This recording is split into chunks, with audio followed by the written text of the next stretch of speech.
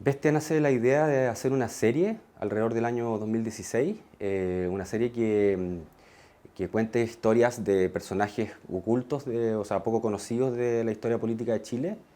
eh, y entre esos personajes estaba Ingrid Olderock. La serie iba a ser en stop motion, con un capítulo, con una estética distinta a cada capítulo.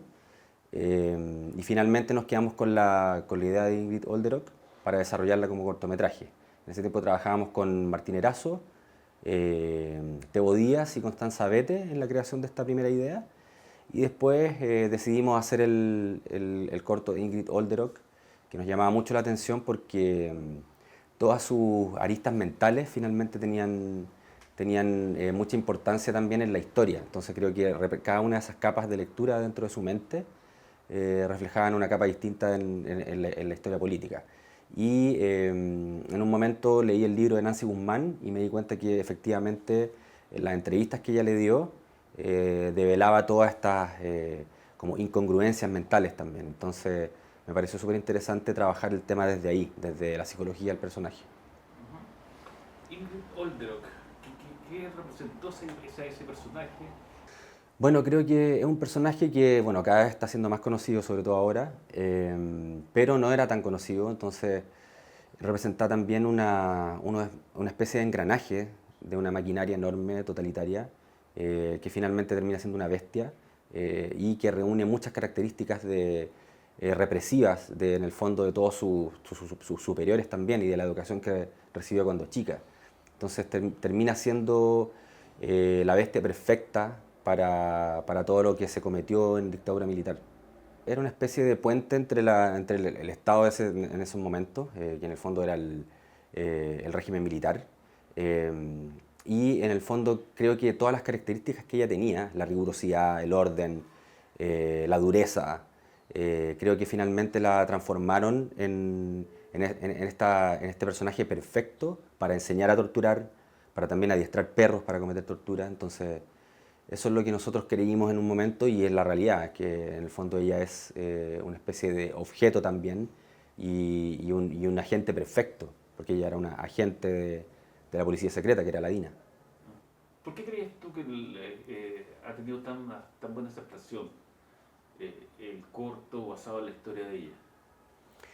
Yo creo que por un lado es una historia que no es tan conocida, por otro lado creo que la estética con la que nosotros decidimos trabajar el corto, que en el fondo en el fondo tiene mucho significado también, no está hecha de forma arbitraria, sino que en el fondo todas las cosas, todos los elementos, todos los materiales que están siendo utilizados también narran algo. Entonces creo que la figura de Ingrid también, que es una figura cerámica, que también representa muchas cosas, representa la dureza de ella, la fragilidad al mismo tiempo y también la frialdad con la que ella perpetraba todo esto. Y eso sumado a la inexpresividad del rostro, representado por esta muñeca, que en el fondo es una muñeca alemana, que también tiene que ver con su pasado. Creo que las personas se van involucrando desde ahí, desde la estética, y se van encontrando con esta historia en el fondo, con estas labores que ella cometía poco a poco. Entonces es como una especie de viaje vertiginoso hacia el interior de una mente totalmente siniestra.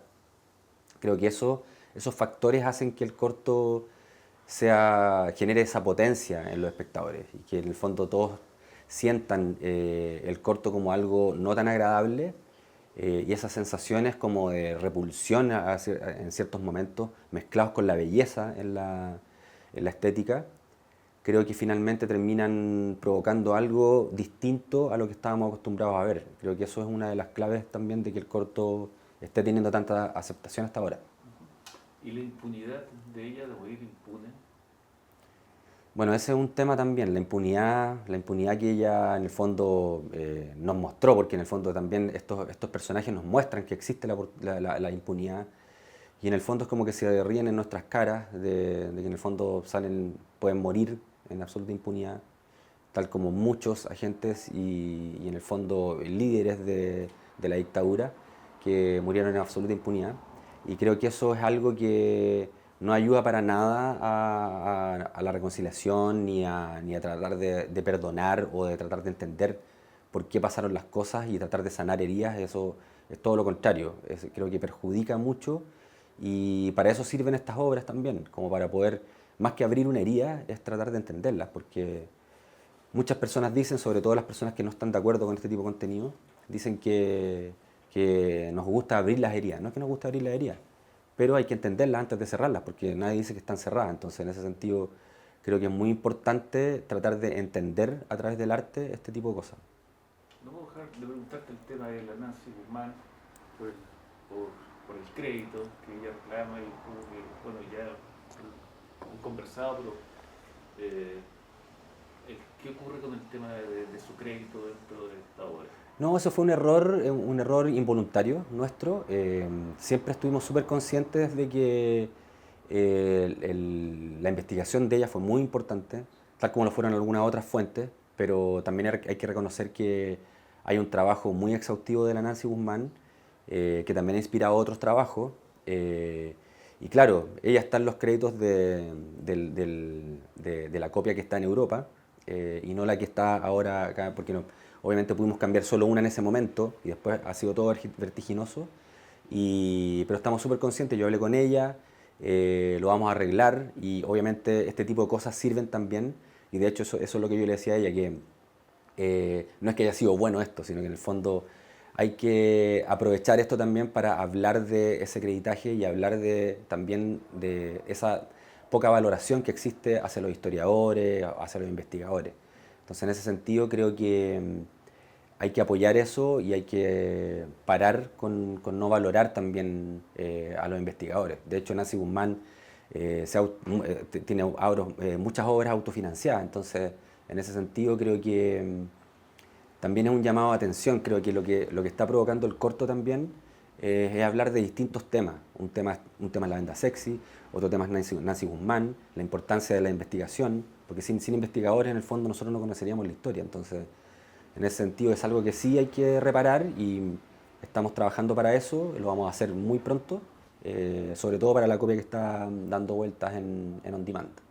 Y obviamente hay que abrirse al diálogo. Yo tuve una conversación súper buena con la Nancy el otro día, hablando también de otras cosas, hablando de lo que significaba también que este corto esté nominado a los Oscars, porque en el fondo por un lado está el ego de los artistas, que en el fondo hay que tratar de minimizarlo, porque hay un tema muy importante, hay un tema que en el fondo tiene que ver con familias que nunca más pudieron ver a sus familiares, o familias que en el fondo después tienen que cargar con ese peso de que sus padres o sus madres hayan sido torturadas en estos centros de tortura. Entonces es un tema complejo, hay que tratarlo con mucha delicadeza y hay que estar conscientes conscientes también y también aprovechar de que este corto a lo mejor puede generar muchos temas asociados también. Entonces creo que no es solamente estar nominado a los Oscars, creo que esto nos da una vitrina, pero hay muchos temas asociados que son mucho más importantes quizás que solamente un premio.